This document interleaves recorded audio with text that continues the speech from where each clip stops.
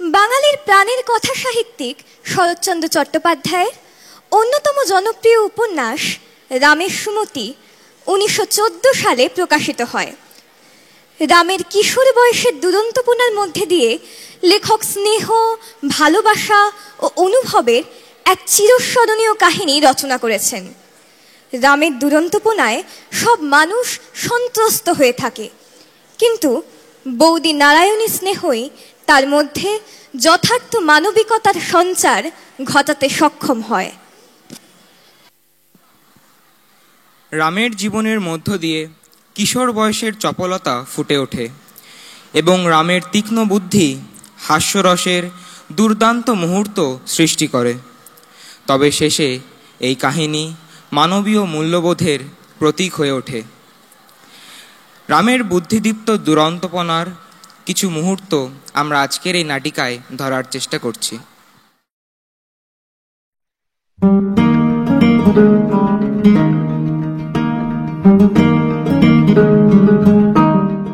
নারীর মনের দুর্বলতাকে গভীরভাবে উপলব্ধি করে শরৎচন্দ্র চট্টোপাধ্যায় তার এই রামের সুমতি গল্পটি লিখেছেন।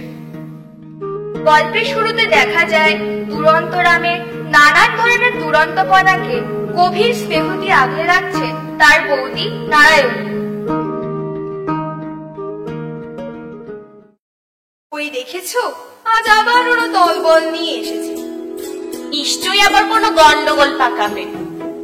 সেই দিনই তো রাম আমার গাছের সমস্ত লাউ কুচি কুচি করে কেটে দিয়ে চলে গেল। কত শখ করে গাছটা লাগিয়েছিলাম লাউ খাবো বলে, তার হলোই না। তোমাদের মনে আছে যখন ছোট্ট রামের বয়স মাত্র 2.5 বছর, তখন তার মা তাকে নারায়ণীর হাতে তুলে দিয়ে মারা যায়। তখন থেকে সে আমাদের চোখের সামনে বড় হয়ে উঠেছে, খুব দুরন্ত আর খুব ডানপিটে হয়ে উঠেছে। গ্রামের কোনো লোকই কি আর ওদের জন্য রেহাই পাবে না? ওর বাড়িতে কি ওকে কিছুই বলে না? আমরা কতদিন ধরে ওর উপদ্রব সহ্য করব? কে জানে, চলো আমরা যাই। গ্রাম ছাড়া ওই রাঙা মাটির পথ আমার মন ভোলায় রে। গ্রাম ছাড়া ওই রাঙা মাটির পথ আমার মন ভোলায় রে। হায় হায় হায় হায়, আমার সব মিষ্টি চুরি হয়ে গেল, এখন আমি কি করব? উঠুন, আপনি উঠুন, আপনার এই দশা কে করলো?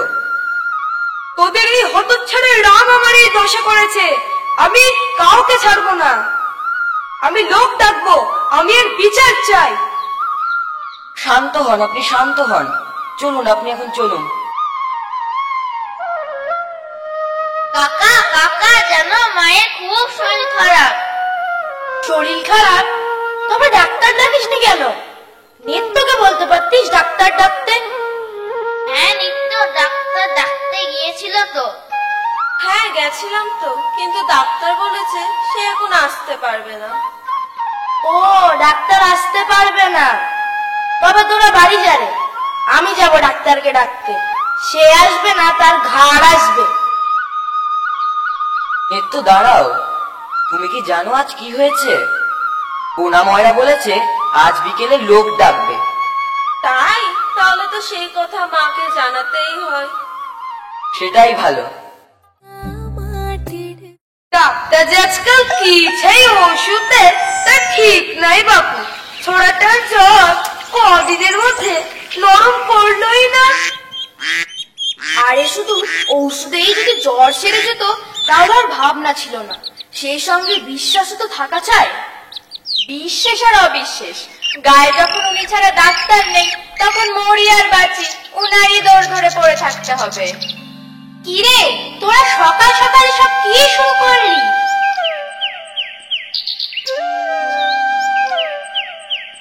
দেখি তোর হাতটা দে, সকালে কি খেয়েছিস? ডাক্তার বাবু, বৌদির জ্বর এখনো সারে নাই কেন? সারে নাই তো আমি কি করব? ওষুধ তো দিচ্ছি। ওষুধ দিচ্ছ না ছাই দিচ্ছ? পচা ময়দার গুঁড়োতে কি অসুখ ঠিক হয়? কি বললি? আমি পচা ময়দার গুঁড়ো দিই?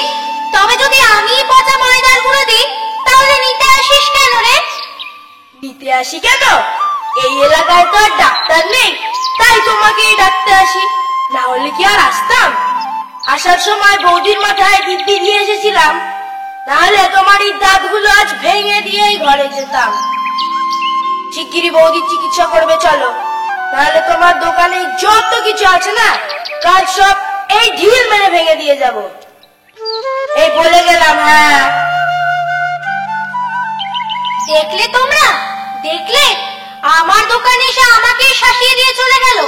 ও ছোকরাকে আমি পুলিশে দেব, থানায় গিয়ে ওর নাম লেখাবো। তোমরা সবাই হবে সাক্ষী। সাক্ষী? সাক্ষীকে দেবে বাবু? আমরা ওসব সাক্ষী টাক্ষী দিতে পারবো অনেক।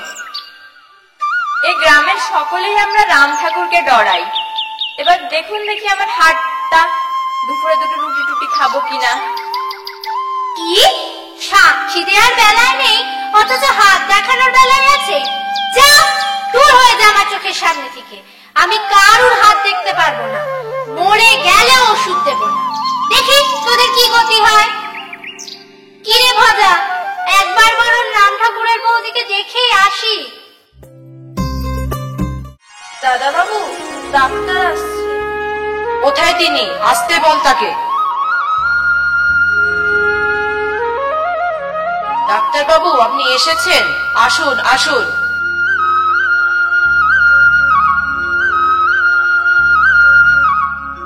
দেখি মা তোমার হাতটা, চোখটা দেখি। তোমার দেওরটি তো আমায় 2 দিনের সময় দিয়েছে, তার মধ্যে তোমার জ্বর সারে ভালো, না হলে আমার ঘর দোর সব আগুনে পুড়িয়ে। এ আপনি কি বলছেন? রাম এই কথা বলেছে? আমি নিশ্চিত ওই ছেলে একদিন জেলেই যাবে। আমার তো ভয় হয় ওর সাথে না আমায়ও জেলে যেতে হয়। না না ডাক্তার বাবু, আপনি ওর ওসব কথা কিছু মনে করবেন না।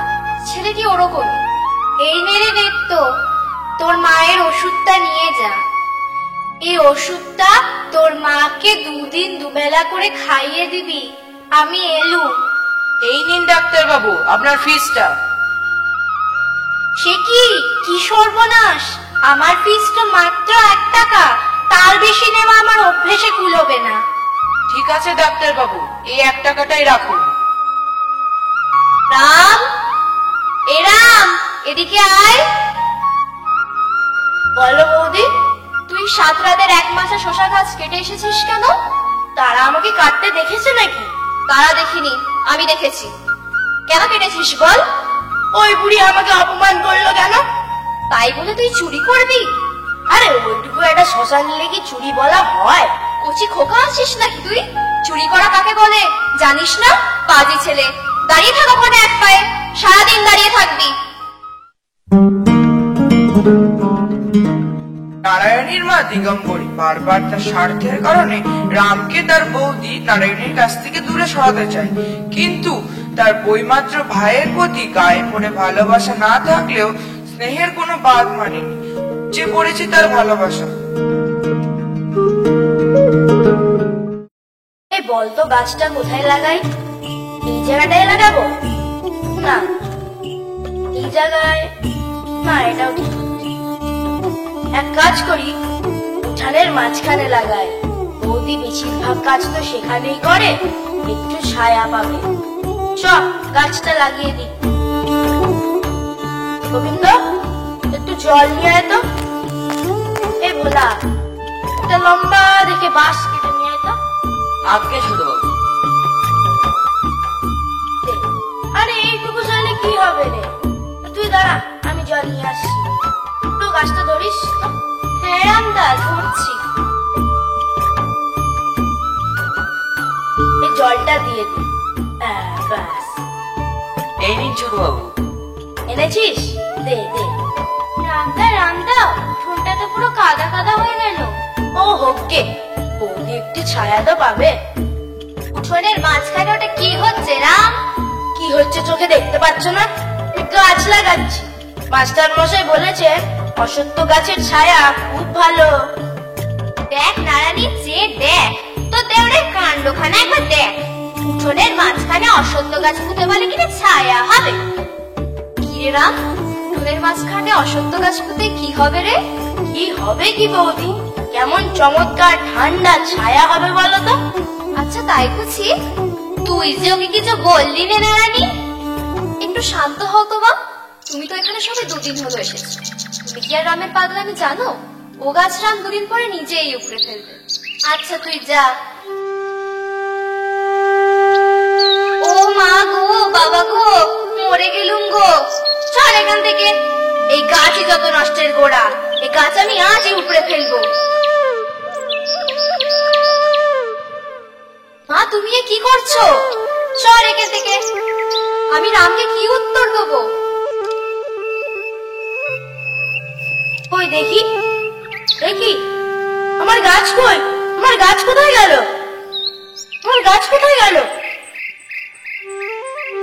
রাম, এদিকে আয়।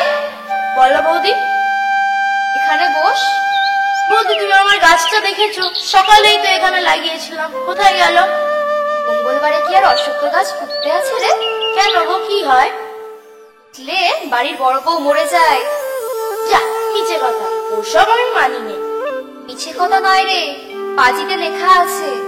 কই পাজি দেখি। ইস, মঙ্গলবারে পাজির নামও নিতে নেই। দেখবি, এ কথা তো গোবিন্দও জানে। তারা ডাকছি ওকে। গোবিন্দ। না না থাক, ডাকতে হবে না, এ তো আমিও জানি। আচ্ছা বৌদি, ফেলে দিলে কোনো দোষ নেই তো?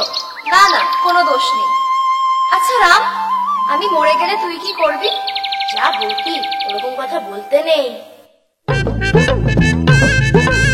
রামদা রামদা, জানো মা তোমার গাছটা ফেলে দিয়েছে। কি? ওই ডাইনি বুড়ি আমার গাছ ফেলেছে? কি বললি তুই? আমি ডাইনি? আর গাছ ফেলেছে বেশ করেছি। বাড়ি কি তোর একার? এত বড় আসপর্দা, তুই আমার গাছ ফেলেছিস? দাঁড়া, তোকে দেখাচ্ছি মজা। রাম, এটা কি হচ্ছে এখানে? মা তুমি শান্ত হও। আহ, হায় হায় হায় হায় হায় কপাল, আমার কি সর্বনাশ করলো গো। মেরে ফেললো আমার মেয়েটাকে, মেরে ফেললো। ওরে জল নিয়ে আয় রে, মেরে ফেললো গো, আমার মেয়েটাকে মেরে ফেললো। হায় কপাল। কি হয়েছে, কি হয়েছে, এত রক্ত কেন? তোমার ভাই আমার মেয়েটাকে মেরে ফেললো, মেরে ফেললো গো, মেরে ফেললো। কি, এই কাজ রাম করেছে? কোথায় সে? সে তো পালিয়েছে। আসুক সে আজ বাড়িতে, আজ তার একদিন কি আমার একদিন। আর তোমায়ও বলে দিচ্ছি, এরপর থেকে তুমি যদি ওকে এই বাড়িতে ঢুকতে দাও, ওকে খেতে দাও, ওর সাথে কোনো কথা কও, ওর কোনো বিষয়ে থাকো, তাহলে তুমি আমার মরা মুখ দেখবে। আমি ডাক্তার ডাকতে চললুম। এ তুমি কি বলছো? এ দিব্যি আমি মানতে পারবো না। তোমার এই দিব্যি তুমি ফিরিয়ে নাও। গল্পের শেষের দিকে দেখা যায় দুরন্ত রামের এক দুরন্ত করার কারণে নারায়ণী শয্যাশায়ী হয়। এরপর দিগম্বরী নানান রকম বুদ্ধি দিয়ে নারায়ণী এবং রামকে আলাদা করে দেয়, কিন্তু তাদের এই সাময়িক পৃথক বেশি দিন টেকেনি। এরপর মমত্ববোধ এবং মাতৃত্বের টানে রাম এবং নারায়ণীর পুনর্মিলন ঘটে। মন ভোলায় রে গ্রাম ছাড়া ওই রাঙা মাটির পথ আমার। বাবা বলেছে আমাদের ওই বাড়িতে ঢুকলে পা ভেঙে দেবে। বলো কি, সে আরো কি বলেছে? বাবা মাকে দিব্যি দিয়েছে, তোমাকে খেতেও দেবে না, কথাও বলবে না।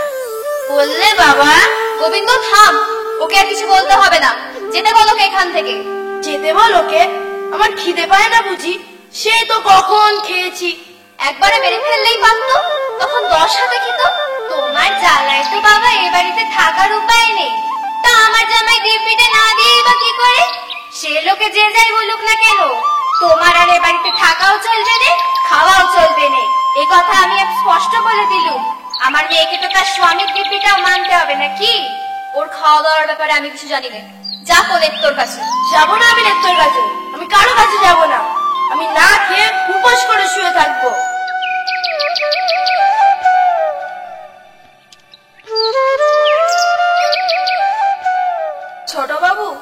নাও। আমি খাবো না, তুই দূর হ পোড়ামুখী, দূর হ। এর তো এই দিকটা একটু সামনে রাখিস, আমি একটু বাইরে বেরোচ্ছি। আমি ও দিব্যি মানি নে, ও ভারী দিব্যি। ও কে যে দিব্যি দেয়? ও কি আমার আপনার দাদা? ও কেউ নয়, ওর কথা আমি মানি নে। আমি কি ওকে মেরেছি? ওই বুড়ির ডাইনিকে মেরেছি। ও তো শুধু বৌদির গিয়ে লেগেছে। তবে ওরা কেন দিব্যি দিতে আসে? বেশ তো, নাই কথা বললে, নাই খেতে দিলে। আমি মজা করে রাখবো, ভাত ডাল, ভালো ভালো তরকারি, মাছ, একলা বেশ পেট ভরে খাবো। আমার আর কি হবে? আয় বলা।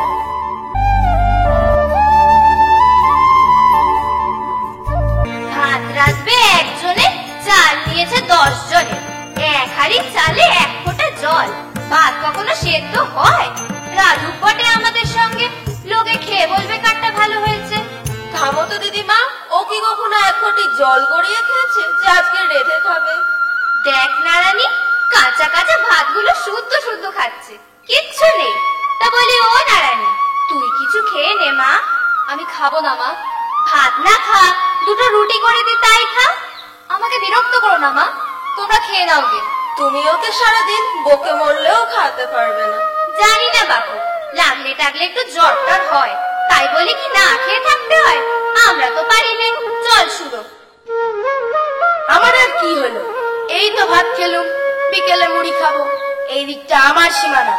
যদি নেত্য বা কেউ এদিকে পা রাখে, আমি তার পা ভেঙে দেব। পা, রাত তো ঢের হলো, ছোট বাবুর তো কোনো সারা শব্দই পাওয়া যাচ্ছে না।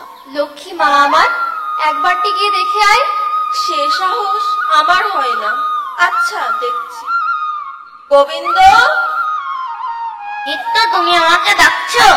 শোন।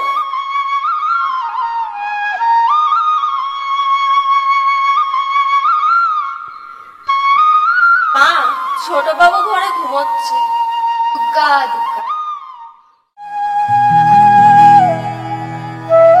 মা মা, তোমার কথা যদি সত্যি হয় তবে 2টি টাকা দেবে? কেন রে, 2টি টাকা দিয়ে কি করবি? তুমি কাকাকে বলেছিলে না চলে যেতে, সে রাজি আছে। যেতে রাজি আছে? কোথায় যাবে সে? সে তার কোন একটা মামার বাড়ি যাবে। কি বলছিস কি? কোথায় সে? ওই তো একটা গাছতলে দাঁড়িয়ে আছে। শীঘ্রই ডেকে আন তাকে, বল আমি ডাকছি।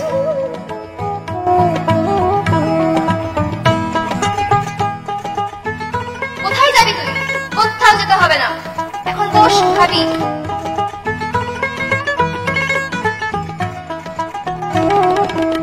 ও তাই বুঝি সকাল সকাল উঠে এত রান্নার ঘরটা খাওয়ানো হবে বুঝি? তা আমার জামাইয়ের দিব্যিটা কি ভেসে গেল? তার হুকুমটাও একবার নেওয়া লাগলো না তোর? দিব্যি ভেসে যায়নি মা, হুকুম আমি নিয়েছি। 3 দিন খেতেও দিইনি, নিজেও খাইনি। আমি কচি খুকি নই নারানি, তুই হুকুম নিলি আর আমি জানতেও পারলুম নে। আমি কার কাছে হুকুম নিয়েছি না নিইনি তা তুমি কি করে জানলে মা? ও এই কথা, তাহলে তো আর আমার এবার থাকা চলে নে নারানি। এই কথা আজ আমি তোকে স্পষ্ট জানিয়ে দিলুম।